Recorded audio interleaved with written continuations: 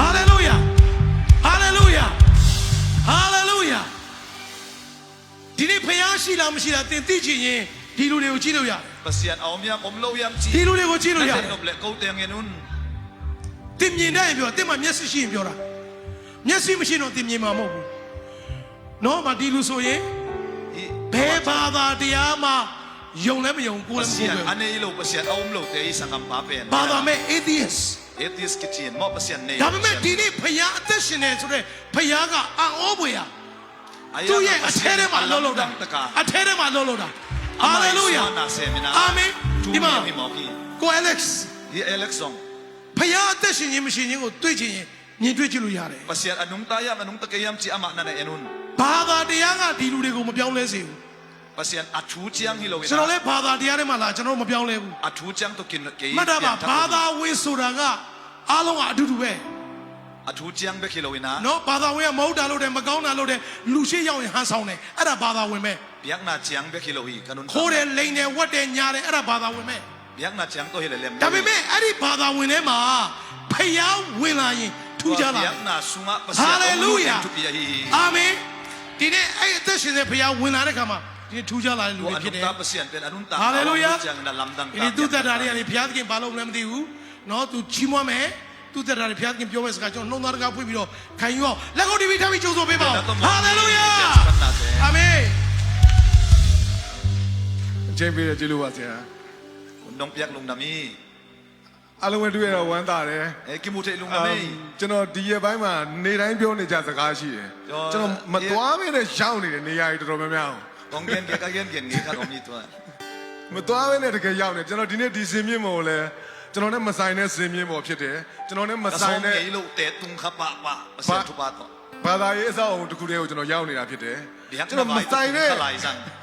ဆရာထွန်းထွန်းတို့တစ်ချိန်ကဆိုတော့ထွန်းထွန်းဆိုတော့ Alex ဆိုတော့ Nita ကျွန်တော်မဆိုင်တဲ့လူတွေကြားထဲမှာကျွန်တော်ရောက် Dom te to ki sai ngi vet lo khat pen ki tu kha lai sang hi. ကျွန်တော်လာတာမဟုတ်ဘူးဒီလူတွေနဲ့ကျွန်တော်မသိဘူးကိုနီတာနဲ့ကျွန်တော်လည်းဆိုရင်အမေရိကကိုကျွန်တော်ကကိုနီတာပြောသွားသလိုပဲflight တစ်ခုတည်းဒုက္ခတဲ့ yeah Ye ku ni ta toi le ba ko mo.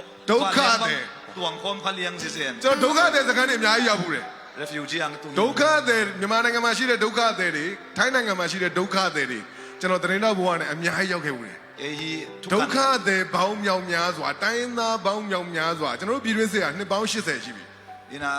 ga ကဘာပေါ်မှာအရှိကြဆုံးပြည်တွင်းစစ်ရဲ့လို့ကျွန်တော်တိုင်းပြည်မှာဖြစ်နေတာဆိုတော့တရင်တော့ဖြစ်တဲ့အတွက်ကျွန်တော်နည်းနည်းလေးဒီဟာတွေကတော့ပါမှာပဲကျွန်တော်ရှောင်လို့မရဘူးကျွန်တော် Te song kong gen lo pa mo hi. အဲ့တော့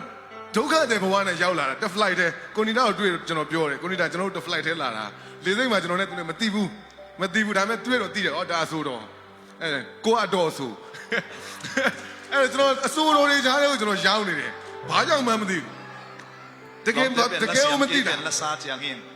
ကျွန်တော်သိနိုင်တဲ့ဉာဏ်ပညာကျွန်တော်မှမရှိဘူးကျွန်တော်ဝင်ခံတယ် Gen ka thei zo ding hi lo hi. ကျွန်တော်ဒီစကလုံးမလို့ပြောရမှာကျွန်တော်ဘာမှမဟုတ်ဘူးကျွန်တော်ဘာမှမတက်ဘူးကျွန်တော်ဘာမှမသိဘူးဆိုတော့ကျွန်တော်ကြာလေပိုသိလာလိမ့်မယ် Aya dam dam ka thei lo lam long tel te tek lai. တကယ်သိလာတာ Dam dam tel te tek. ဆိုကျွန်တော်ဒီနေ့ကျွန်တော်နယ်ပယ်မဟုတ်တဲ့နယ်ပယ်ထဲမှာရောက်နေတယ်ဘာနယ်ပယ်လဲဆိုတော့ဝိညာဉ်နယ်ပယ် Ke to ki sai vet lo. ဟုတ်ကဲ့ Te to ဝိညာဉ်နယ်ပယ်ထဲမှာကျွန်တော်ရောက်နေတာကြာပြီဆိုတော့ကျွန်တော်လက်တွေ့သမားဖြစ်တယ်ကျွန်တော်အသက်43sorry 42နှစ်ပြည့်တော့မယ်42နှစ်ခွဲ akum ber som le khat 42 ma le na. နှစ်ပြည့်ဖို့6လလိုသေးတယ်ဆိုတော့ကျွန်တော်တဘဝလုံးဘာသာတရားတစ်ခုအောက်မှာမရှိဘူးကျွန်တော်ဘာသာတရားတွေထဲမှာကျွန်တော်မရှိဘူး Pasian aum vet lo. Biak na mi ai vet lo pa. ကျွန်တော်ဖျားဘယ်ဖျားအောင်မှကျွန်တော်ဆုမတောင်းဘူး Gen thu song khat le song ngen nge lo hi. ဘယ်ဖျားအောင်မှကျွန်တော်ဖျားရည်နဲ့ကျွန်တော်လည်းမဆိုင်တာပေါ့နော် Ke to ki sai vet lo khat ngai su ni. ဆိုတော့respect မရှိတာမဟုတ်ဘူးကျွန်တော်မလေးစားတာမဟုတ်ဘူးကျွန်တော်လေးလာတယ်ကျွန်တော် Za tak ber za ဒါ tak. ပေမဲ့ကျွန်တော်ဘာကျွန်တော်အလုံများနေခဲ့တယ်တဘွားလုံး Aya မနာ gen ngai su nge kon lo hi. အဲ့တော့ကျွန်တော်စကားလေးကိုပြဆက်ရင်ကျွန်တော်မလာဘဲနဲ့ဒီနေရာကိုရောက်တယ်ဆိုရင်လူတော်တော်များများနားမလဲဘူး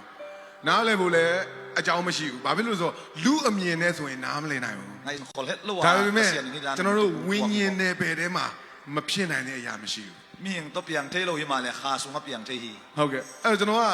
အခုဒီကျွန်တော်နဲ့မဆိုင်တဲ့နယ်ပယ်ကြီးတစ်ခုထဲမှာကျွန်တော်ရောက်နေတယ်အရင်ဆုံးပြောချင်တာကတော့ဒီမှာရောက်နေတဲ့လူတွေအကုန်လုံးကဒီအချိန်မှာကျွန်တော်ကလည်းဆရာထွန်းထွန်းပြောပါတယ်အခွင့်ထူးခံနေဖြစ်တယ်ကျွန်တော်နိုင်ငံမှာအင်မတန်ဒုက္ခရောက်နေတယ်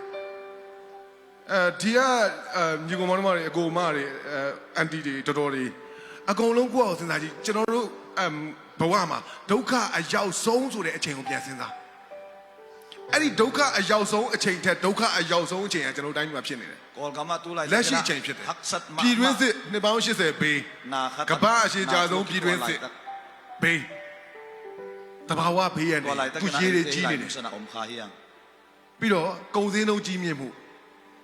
အခုအရေးတက်ပြီးတော့ဝမ်းယောဂဘိုးတဲ့ ตุไลตะกันมัน ဖြစ်မှာ นะ ဖြစ်မှာဖြစ်မှာ กิโลซันเด ဖြစ်မှာ นา မဖြစ်เสียဘာမှမရှိတဲ့တိုင်းပြီကျွန်တော်ပူတာကိုရေခဲတောင်ဒေသကနေစပြီးတော့ဘိတ်ကျွန်းစုတွေအထိကျွန်တော်တနိုင်ငံလုံးအနှံ့ကိုပြည်သူတွေအားလုံးရဲ့ဒုက္ခတွေမျက်ရည်တွေဒုက္ခတွေအများကြီးရဲ့ဒုက္ခတွေကျွန်တော်ပတ်ပြီးတော့တင်ဆက်ဖူးတဲ့သတင်းတောက်ဖြစ်တယ် นาสันน้ำตัมมะมาไลตะกี ကျွန်တော်မသိသေးတဲ့လူတွေကိုလည်းကျွန်တော်တရားတွေတခါလေးမိတ်ဆက်ပေးရစေကျွန်တော် Star Stone လို့ဖြစ်မလာခင်ကျွန်တော်နာမည်ရဲဝင်းသူ เอกมินตะตักเป็นเยเวนตูฮิซอยินะตัว Democratic Voice of Burma DVB DVB သတင်းဌာန TV အတွက်ကျွန်တော်14နှစ် ตะเดียนฐานะปนาตัวเซมปาคาทีน 14နှစ်တိကျွန်တော်သတင်းတောက်အနေနဲ့အစီအစဉ်တင်ဆက်သူအနေနဲ့လုပ်ခဲ့တယ် ซุงบังกะเซปี ဆိုတော့အခုတော့ Star Stone ဖြစ်သွားပြီပေါ့အဲ့တော့ Star Stone ခေါ်ရဲဝင်းသူခေါ်ခြင်းလို့အဆင်ပြေသူလို့ခေါ်လို့ရပါတယ်အဲ့တော့အမေရိကကိုကျွန်တော်ကကိုနီတာပြောသလိုပဲမလာပဲရောက်တယ် เกลคอเลต မလာပဲရောက်တဲ့ခကြီးတွေကတိတ်များတယ်လူတာမန်လူအုံနောက်နဲ့စဉ်းစားရင်မလာပဲနဲ့ရောက်စရာအကြောင်းမရှိဘူး เกลคอลว่าตุงจิเป็น မတွားပဲနဲ့ရောက်စရာအကြောင်းမရှိ ไป ဘူး แล้วว่าตุงจิเทโล ဝိညာဉ်နယ်ပယ်ထဲမှာအကုန်ဖြစ်တယ်ဘာဖြစ်လို့လဲဆိုတော့ကျွန်တော်အခုသိသွားပြီစကလုံးအတိအကျနဲ့ကျွန်တော်ပြောလို့ရသွားပြီကျွန်တော်ဘဝတစ်လျှောက်လုံးမသိခဲ့ဘူးအခုတော့ကျွန်တော်သိတယ်ဝိညာဉ်တော်ဖရားဖြစ်တယ်အဲ့ဒီဝိညာဉ်တော်ဖရားဟာခမည်းတော်အားလုံးရဲ့နှလုံးသားထဲမှာနေရာပေးလိုက်ပြီဆိုရင်သူ့အလုပ်လုပ်ပြီဆိုရင်ခမည်းတော်ဟာခဏကဆရာထွန်းထွန်းပြောသလိုပဲကြည်ဆိုတာအဲ့ဒါကိုပြောတာဖရားကိုတွေးခြင်းဒီ body ကိုကျွန်တော်တို့ body ကိုကြည်ခိုင်းတာမဟုတ်ဘူးနှလုံးသားထဲမှာရှိတဲ့ဝိညာဉ်တော်အဲ့ဒီဝိညာဉ်တော်မကိန်းအောင်ရင် อามีฮิโลนะกะซุ ကျွန်တော်တို့ကဘာမှမဟုတ် มาเสียนะจินวมกะฮิวี ဆိုကျွန်တော်ရိုးရိုးသားသားဝန်ခံတယ်ကျွန်တော်တဘောဟာလုံးကျွန်တော်ဖတ်ရှုလေးလာတာတွေကျွန်တော်အတွေ့အကြုံတွေဖြတ်သန်းမှုတွေအများကြီးပေါ့ဗျာထားပါတော့ဒါတွေကကြွားဖို့ပြောနေတာမဟုတ်ဘူးဘာမှသုံးစားလို့မရတာ กะนุนต่างนะมีหิงไว้ตัวกะตัว ဝိညာဉ်တော်ဝိညာဉ်နယ်ပယ်ထဲမှာကျွန်တော်တို့တက်သိထားတဲ့ကျွန်တော်တို့လေးလာထားတဲ့တက္ကသိုလ်တွေမှာလေးလာထားတာတွေကျွန်တော်တို့လုပ်ငန်းဝင်မှာလေးလာထားတာတွေကျွန်တော်တို့ဘဝဖြတ်သန်းမှုရသိလာတာတွေအားလုံးက useless good for nothing ကျွန်တော်တို့ဘာမှသုံးစားလို့မရတာ สางินา အဲ့ဒီကိုကျွန်တော်သိတာသိသွားတာဝမ်းနေတာပေါ့လူလေလူကဝမ်းနေတယ်ဟာငါတလုံးငါရဲ့ဖြစ်တည်မှုကြီးကဘာမှသုံးစားလို့မရပါလားဆိုတာကြီးကလူကဝမ်းနေတယ်ဗျဝမ်းနေတယ် อีลุงนบลุตำ ဒါပေမဲ့အဲ့ဒါဝမ်းမြောက်စရာကောင်းခြင်းရဲ့အစဖြစ်ကြောင်းကိုကျွန်တော်သိ อา သွား ยังตัวลุงนบลุนาเป็นลุงนบนาอากิปัตนาฮีฮี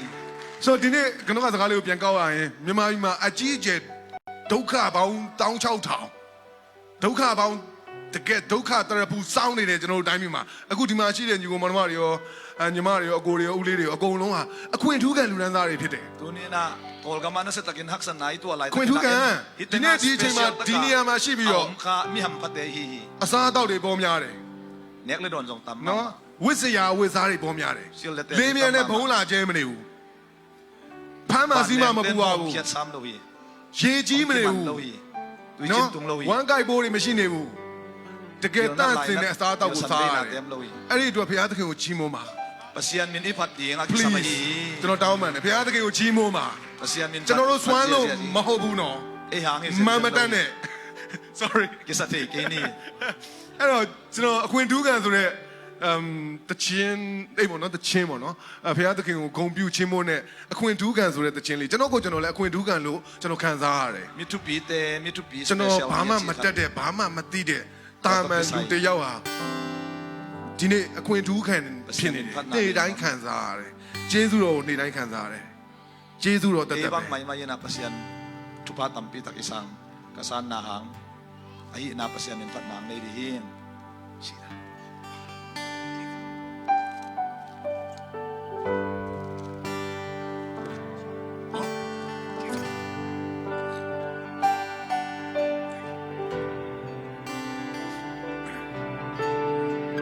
ကျွန်တော်အစိုးရမဟုတ်ဘူးဆိုတော့ကြီးမွန်းတာပေါ့နော်အတော်ဆို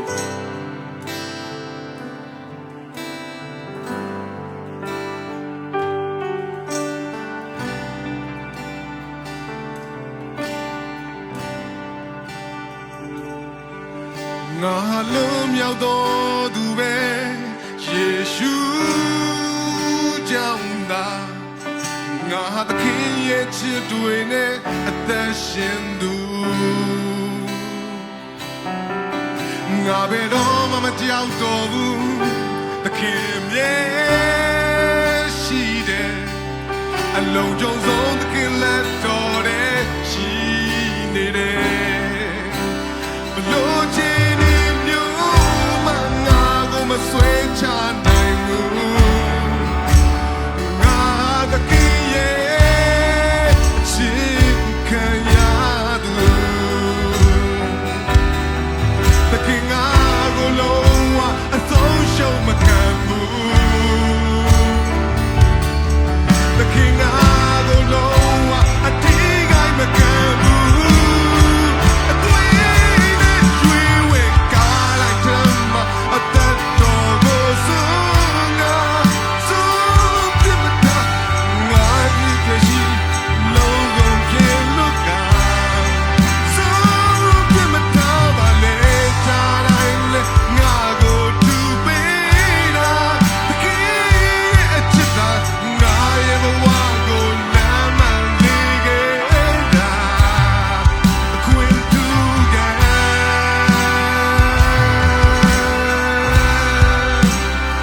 အခွင့်တူကန်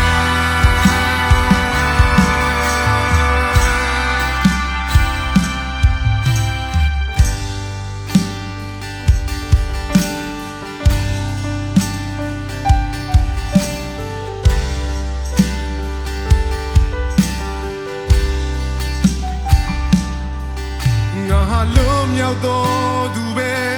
ယေရှုကြောင့်သာငါသခင်ရဲ့ချစ်တွေနဲ့အသက်ရှင်သူငါဘယ်တော့မှမကြောက်တော့ဘူးသခင်အမြဲရှိတယ်အလုံးစုံဆုံးသခင်လက်တော်တဲ့ရှိနေတယ်ဘလို့ချင်နေမျိုးမငါကိုမဆွဲချနိုင်ဘူးငါဟာသခင်ရဲ့အချစ်ခံရသူသခင်ငါကိုလုံးဝသုံးရှုံးမခံဘူးသခင်ငါကိုလုံးဝ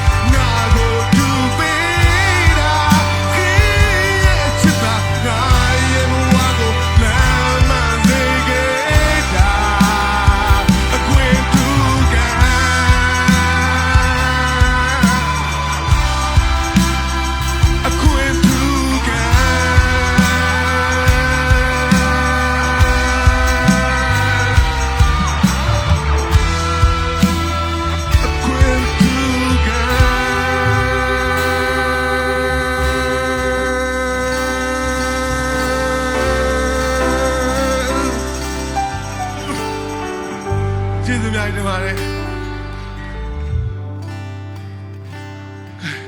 ခင်ဗျားတို့အားလုံးအခွင့်ထူးခံနေကျွန်တော်ပြောတာယောဘယ်နှညအိတ်ထားတဲ့သမင်းချမ်းကဲမှမသိဘူးသမင်းချမ်းကဲလေကျွန်တော်ပြောတဲ့မြန်မာစကားနားလည်လားမသိဘူးเนาะအဲ့ဒါလည်းတစ်ချက်တော့လုံးမကျွန်တော်ပြောမြုပ်ပြီးတော့နားမလဲဆိုပြဿနာပဲနားလဲကြလား Yes thank you so much သမင်းချမ်းကဲလေမာကလောင်နေတာအဲ့သမင်းချမ်းကဲကိုငပိတုံးနဲ့ရှုထဲမှာစားနေဒီမှာကလေးလေးတွေတွေ့တယ်ကျွန်တော်သွားမြင်တယ်ဒုက္ခသည်စခန်းတွေမှာကလေးလေးတွေကဝစ်စားလဲမပြေဆုံးရှုနေတော့ဒီမှာပြေးလို့ရပြီအဲ့သမင်းချမ်းကဲကိုငပိတုံးနဲ့ဆွဲနေတာကျွန်တော်ရှိပါတယ်ဆိုတော့ကျွန်တော်အဲ့ဒုက္ခမြန်မာနိုင်ငံမှာရှိတဲ့ဒုက္ခသည်စခန်းတွေကဒုက္ခသည်တွေနဲ့တူကျွန်တော်သမင်းစားဘူးလေအဲ့ကြောင့်ခင်ဗျားတို့အားလုံးအခွင့်အထူးခံနေဖြစ်တယ်ခင်ဗျားတို့မှာအေးနေတဲ့သမင်းချမ်းကိုပြန်နှွေးစရာ microwave ရှိတယ်လျှက်စမီမပြတ်ဘူးအေးရင်ဟီတာရှိတယ်ဟာလားပူအေကွန်24/7 on ထားလို့ရတယ်အဲ့ဒါခင်ဗျားတို့ခွင့်ထူးခံမဟုတ်လို့ဘယ်သူတွေကခွင့်ထူးခံမတော့ကလုတ်ကိုကမမေးနဲ့အခုအခြေအနေအစိုးဆုံးခမားရင်ဆိုင်နေရတာဘာလဲကျွန်တော်မသိဘူးလူတိုင်းဟာကိုယ်တိုက်ပွဲနဲ့ကိုဒုက္ခနဲ့ကိုဒါပေမဲ့အဲ့တိုက်ပွဲတွေအဲ့ဒုက္ခတွေကတကယ်မဟုတ်ဘူးတကယ်မကြီးဘူးဘာကြောင့်ကျွန်တော်ပြောလဲယေရှုကကားတိုင်းပေါ်မှာအသက်ပေးတဲ့ဒုက္ခကိုပြန်စဉ်းစားအဲ့ဒုက္ခကျွန်တော်တို့ယူနိုင်လားမယူနိုင်ပါဘူး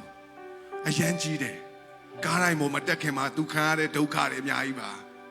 ဆိုကျွန်တော်တို့ဒုက္ခတွေအများကြီးဘယ်လောက်ပဲဒုက္ခကြီးယေရှုကခံသွားတဲ့ဒုက္ခလောက်မကြီးသေးဘူးဆိုကျွန်တော်ဒုက္ခရောက်တိုင်းယေရှုရဲ့ခံရတဲ့ဒဏ်ရာဒဏ်ချက်တွေကြားတဲ့သွေးတွေကားတိုင်းပေါ်မှာအသက်ပေးရတဲ့ဟာကိုကျွန်တော်မျက်လုံးထဲမှာမြင်ရတယ်နှလုံးသားထဲမှာခံစားရတယ်အဲ့ဒါဆိုရင်ကျွန်တော်ချက်ချင်းအထဲမှာဝိညာဉ်တော်ဘုရားလှုပ်တယ်ဘလောက်ကြီးတဲ့ဒုက္ခဖြစ်ကျွန်တော်အေးဆေးဖြစ်သွားအောင် come on လာတာကိုကားတိုင်းကိုထမ်းပြီးသွားရတဲ့ခရီးဟုတ်တယ်မလားကျွန်တော်တို့ဘဝဟာကိုကားတိုင်းကိုထမ်းပြီးသွားရတာတကယ်ပဲလေဘယ်နောက်ကလိုက်ရတာလဲလောက်ကြပါအောင်ကျွန်တော်ထပ်ပို့ပြီးတော့ကျမ်းနေသိပါတယ်ကျမ်းတက်ပုဂ္ဂိုလ်တွေအများကြီးပါကိုကားတိုင်းကိုထမ်းပြီးကျွန်တော်တို့ဘယ်နောက်ကိုလိုက်ရတာလဲ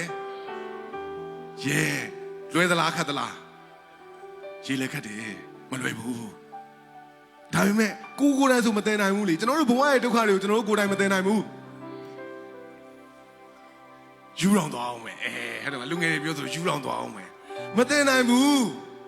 ဒါပေမဲ့ကူတည်ပေးတဲ့ဝိညာဉ်တော်ဘုရားရှိတယ်ဒါကြောင့်ကျွန်တော်ဒီနေ့စကားပြောနေနိုင်သေးတာဂျေမီဆိုတဲ့အတန်ကြီးကျွန်တော်ခေါင်းထဲကိုရောက်လာတယ်ဖယားသာမကယ်ရင်သေတာကြာပြီဒီမှာထိုင်နေတဲ့လူတွေအားလုံးဖယားသာမကယ်ရင်သေတာကြာတဲ့လူတွေကြီးပဲနော်အကုန်ပုစုပစက်တွေလျန်းလာတဲ့လူတွေကြီးပဲကျွန်တော်ကိုယ်တိုင်လည်း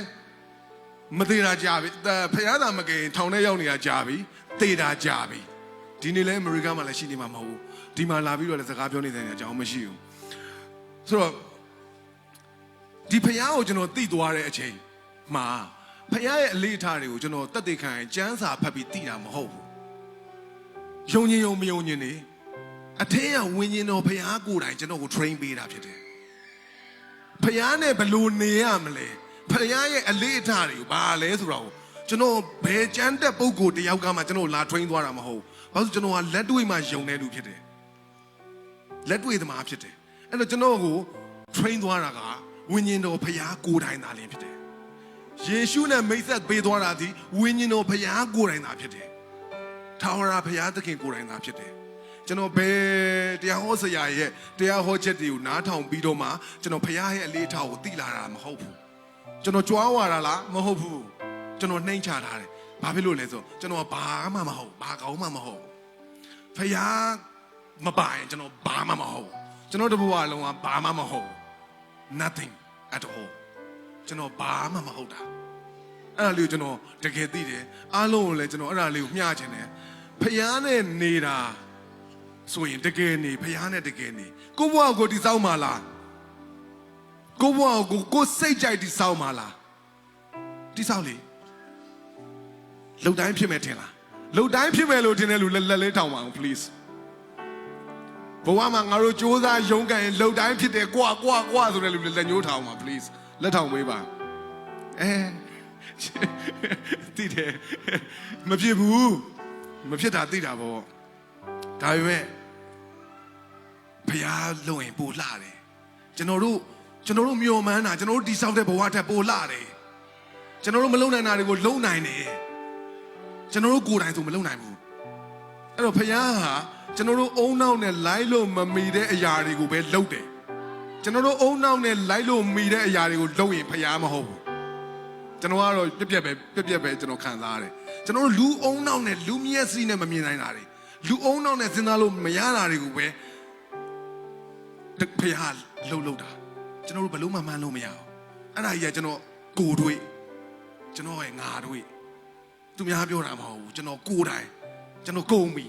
ကျွန်တော်ဘာလုပ်ရဲလဲဆိုတော့ဖယားကိုဒူးထောက်ရဲတယ်ဒူးထောက်ရဲတယ်ဘယ်လိုအခြေအနေမျိုးမှမဆိုကျွန်တော်ဒူးထောက်ရဲတယ်အဲ့လိုဒူးထောက်ရဲဖို့ကျွန်တော်မှတခုပဲလို့အဲ့ဘာလဲဆိုတော့ဖယားကိုယုံကြည်မှု faith အဲ့ဒီ faith တခုရှိရင်ရပြီဘလောက်အခက်အခဲတွေကြီးကျွန်တော်ဒူးထောက်ရဲတဲ့တတိရှိတယ်အဲ့ဒီတတိဟာဘယ်ကလာလဲဖယားကိုယုံကြည်မှုကလာတယ်ကားတစ်စီးကို steering နှစ်ခုနဲ့နှစ်ယောက်မောင်းလို့မရဘူးဟိုဆရာကားမောင်းနေနောက်မှာအမျိုးသမီးကထိုင်နေထားပါတော့ backseat driver ခေါ်တာပေါ့နောက်ကနေပတ်ဘဲချိုးညာချိုးဘဲကွေးညာကွေးဘယ်လိုလုပ်နေတာလဲဘာညာကြုံမှုကြလား backseat driver တွေမောင်းမှုလားကျွန်တော်မောင်းတာမဟုတ်ခင်ဗျာ तू မောင်းတာဆိုတာလေကြုံမှုတယ်မလားအဲ့ကိုဘဝကားပေါ့ကားတစ်စီးလို့ပဲသဘောထားလိုက်ကိုဘဝကားကိုမောင်းမလားယေရှုကိုပေးမောင်းမလားစဉ်းစားကိုပေါ့စဉ်းစားကျွန်တော်ကတော့ငါလေငါထိုးစကိုင်းရောက်ပေါ့ဟလားငါမြင်းငါဆိုင်စကိုင်းရောက်ငါလေငါထိုးပကိုးရောက်ချလေအားပေးတယ်ချတိုက်ချအားပေးတယ်နည်းနည်းသိသွားအောင်ချင်းနေမှအောင်သဘောပေါက်အောင်လူမှာ limit ရှိတယ် very limited ဒါပေမဲ့ဝိညာဉ်တော်ဖခင် unlimited ဖြစ်တယ်အဲ့ဒီ unlimited ကို Wi-Fi လို့ပဲ unlimited Wi-Fi ရဖို့တော့ခင်ဗျားတို့ဘာလို့လဲအိမ်မှာ receiver လို့တယ်ကျွန်တော်တို့ဘဝမှာကျွန်တော်တို့ body ထဲမှာ receiver လို့တယ်အဲ့ဒီကောင်းငင်ကထာဝရဘုရားသခင်ရဲ့ unlimited ဖြစ်တဲ့ဝိညာဉ်တော်ဘုရားရဲ့ဟိုဟာကိုရယူဖို့တော့ကကျွန်တော်နှလုံးသားလို့တယ်အဲ့ဒီနှလုံးသားထဲမှာဘုရားကိုနေရာပေးဖို့လို့တယ်ဝိညာဉ်တော်အလုံးလုံးဖို့လို့တယ်အဲ့ဒီဝိညာဉ်တော်မရှိရင်ဘုရားကိုသိတာပဲရှိတာယေရှုကိုယုံတာပဲရှိတာဒီအလူတွေကိုယေရှုကိုအသက်သခင်ကယ်တင်ရှင်ဖြစ်ယုံလားလို့မေးတဲ့အကြောင်းမရှိဘူးကျွန်တော်သိတယ်ဒီခမ်းမထဲမှာရောက်နေတဲ့လူတွေအကုန်လုံးကယေရှုကိုယုံလို့ပဲရောက်လာကြတာဒီစကားကိုကျွန်တော်မပြောချင်ဘူးဒါပေမဲ့ဝိညာဉ်တော်တကယ်နှလုံးသားထဲမှာနေရာပေးထားလား 100% ဝိညာဉ်တော်ဖခင်ကိုကားကိုပေးမောင်းထားလားအဲ့ဒါအရေးကြီးတယ်နော် steering မလူနဲ့နော် steering တော့မလူနဲ့နော် तू မောင်းနေတော့မလူနဲ့နော် steering သူ့ကိုပေးမောင်းမလားကိုမောင်းမလားကိုပေါ့သာရွေးချယ်တော့ဟုတ်ကဲ့ဒါကျွန်တော်ကိုတွေကျွန်တော်တော့ပြက်တယ်ငါဘဝကိုငါမောင်းတာမဟုတ်ဘူးတဘဝလုံးငါသိတယ်ကျွန်တော်သိတယ်ငါဘဝဟာအဖို့ခံနေရတာအခုလည်းဒီစိန်ပေါ်ရောက်လာပြန်ပြီဆရာပြီးမယ်နော်အတော်ပြောဖြစ်နေတယ်โอเคတရားမဟုတ်ပါဘူးကျွန်တော်ပြောပြတာအဲ့တော့ကျွန်တော် steering ကိုဝိညာဉ်တော်ဘုရားကိုပေးထားလိုက်တယ်သူမောင်းတဲ့နေရာကိုကျွန်တော်ဒိုးမယ်ကျွန်တော်ပြက်တယ်မယုံရင်လည်းအရှင်ယုံရင်လည်းအပြက်ပဲ why not ချာကျွန်တော်သုံးပါလားသုံးကြိုက်တယ်လို့သုံးတေးကြီးတမုံဖြုတ်ကျွန်တော်အဲ့လိုပဲပေးထားလိုက်တယ်ဘာကျွန်တော်လှုပ်တာနဲ့သူလှုပ်တာပိုလာတယ်အဲ့ဒါကိုကျွန်တော်ဝန်ခံတယ်သက်သေခံတယ်